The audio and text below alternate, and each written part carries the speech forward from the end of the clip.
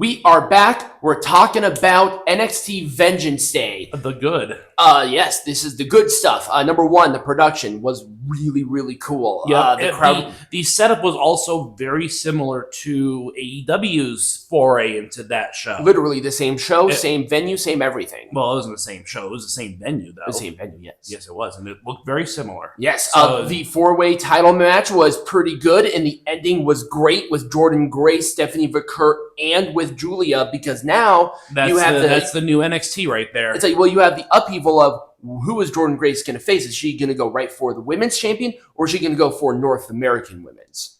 We don't know that, but she is eyeing both of them. Well, if Roxanne Perez is going, and Bayley was only there for a little bit, and Cora Jade was just there because, they're finally, something with Cora Jade finally clicked. Yeah. I refuse to pull out. But But with Jordynne Grace there, I think it's going to add a really good wrinkle into that. But also, Jordynne Grace can still do stuff with TNA if she so chooses to do so. Exactly. I don't think she will, but she can. Right. Can Fraxiom literally not have a bad match? I know. This match was, I would say that this match was my favorite. This was such a great match. It was. There was a lot going on. It was awesome. It was so good. But Fraxiom defending the titles everywhere, every single match is just phenomenal. Mm-hmm. Just phenomenal. And this is a team where I was like, just two randos. But then all of a sudden, something clicked, and they're having fantastic stuff. I like Yoshiki. He is really fun to watch. Yep, he is. Josh Briggs is very much a good big man. Oh, yeah, he is. But this is not the Buchanan kid. It's Brooks Jensen is Buchanan's kid.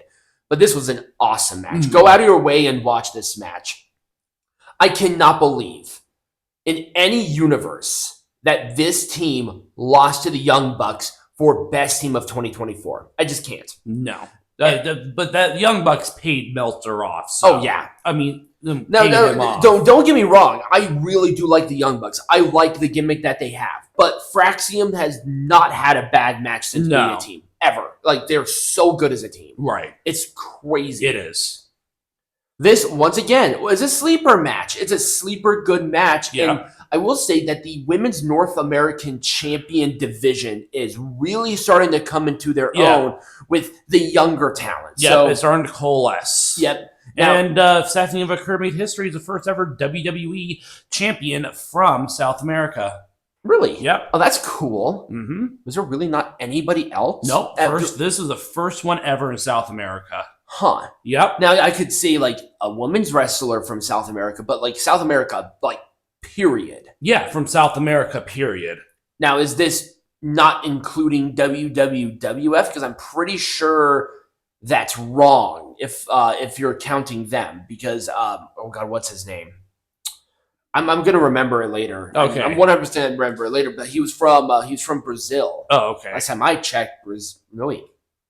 Yeah, Brazil and South America. Yeah, but was he from Brazil, or was that just his stage name his stage area? Well, he is in the Legacy Wing, so I'm not sure if it was Capital Wrestling or if it was WWF, because, like, depending on where you want to start that history lineage, then no, she is not. I mean, it's been a very long time if I'm talking about fucking Capital Wrestling. But we'll get to that later. But she is listed as the first ever WWE champion from South America. Okay. Well, maybe WWE champion, but anyway.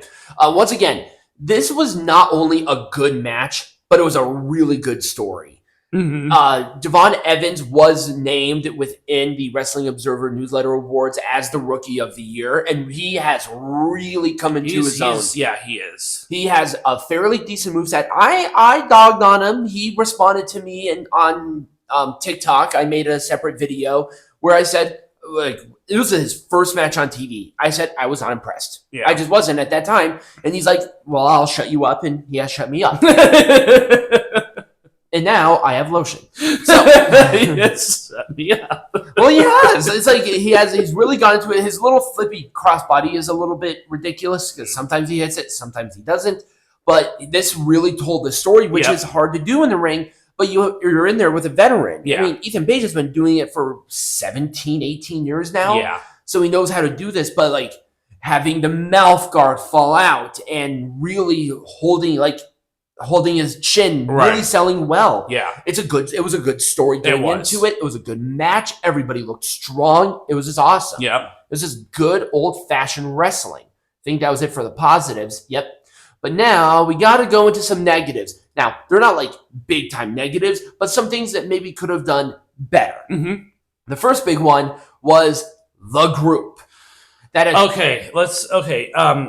So this is like Retribution, but see, the problem is that WWE does not traditionally have a track record that goes very well with doing stuff like this. Right. This is the first time, though, I'm going to say this is the first time that the not the McMahon, the Paul Levesque, Shawn Michaels era full takeover has attempted something like this.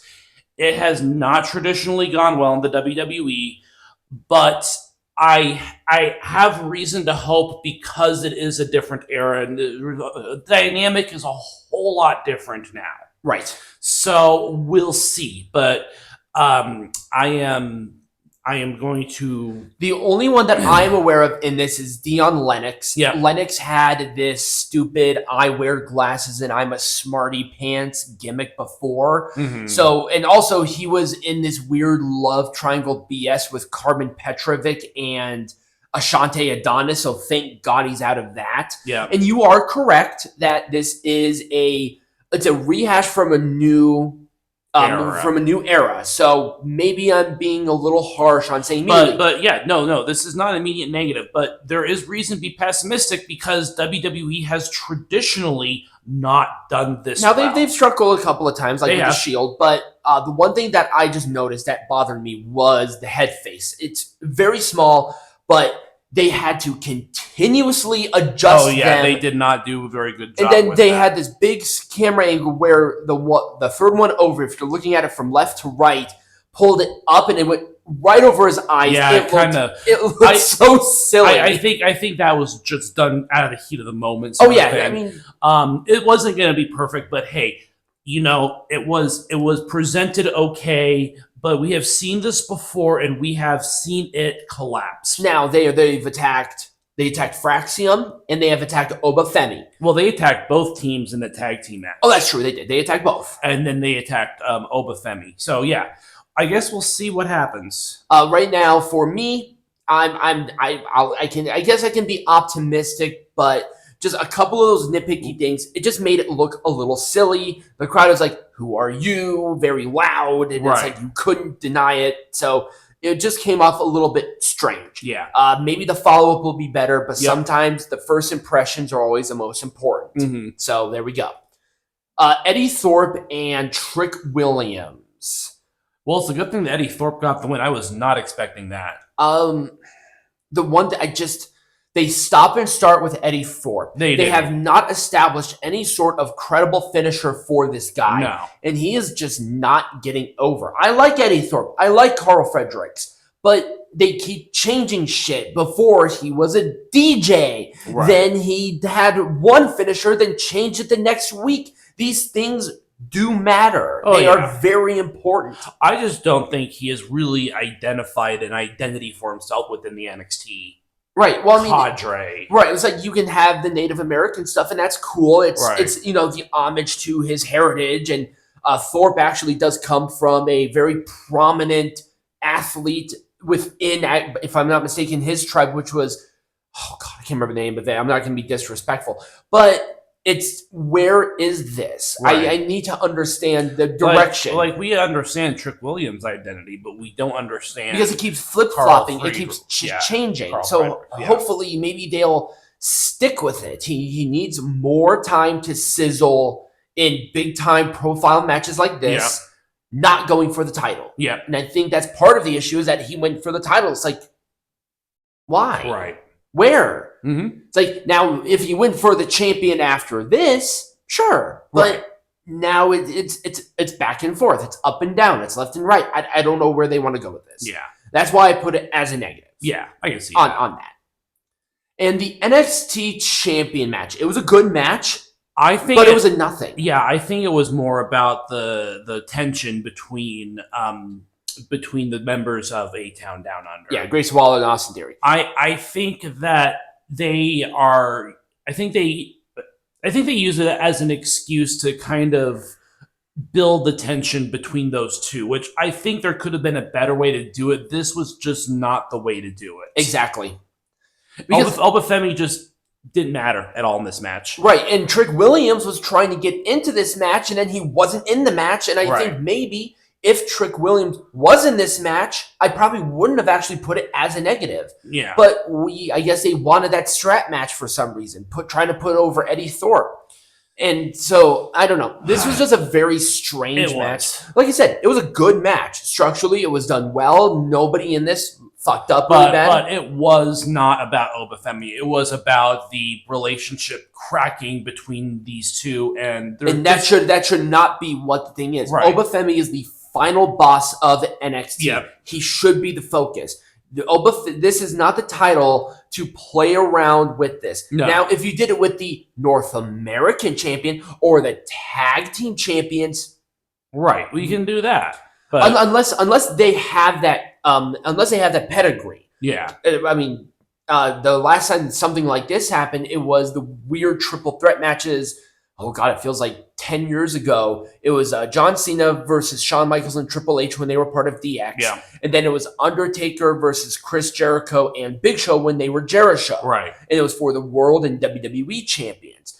And once again, it was like this 2-on-1, but then they were teasing. It was like, but Femi should be the focus. The title should be the focus, but it didn't feel like that. No. So yeah, that was that. That I agree with that. It wasn't a bad match. There was not a bad match on this card, but the focus was just not on Obafemi when it really should have been. Exactly. And then the new group attacked him, which made it even on a weirder pedestal because when Obafemi was North American champion, he was the ruler. Right. He felt like the unstoppable killing machine. And in this situation, I hate saying it, but he was not the focus. He didn't feel like that. No, he felt like a rag doll being thrown around. Yeah, he felt like the third wheel. Yeah. And he was the champion going into it. He should not feel like the third wheel. No. So that was it for NXT. Overall, I'm going to give a full, good, solid thumbs up. Nothing there that put it on the 2 thumbs up category. There were some great moments and some awesome matches.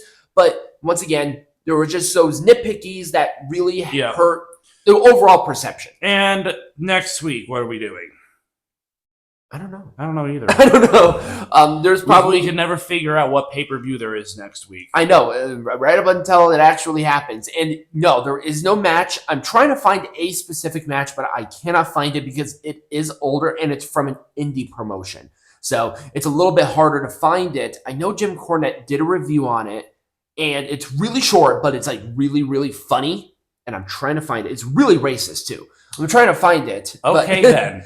I think you know maybe what I'm talking about. I think I know. But anyways, I think that's the end of the show. Yes. So if you guys enjoyed this, remember to like, subscribe, share. If you have matches that you want us to watch for this show, send them to me. Any way you can. Social media, in the comments, anywhere. I'll check it. And as always, be majestic.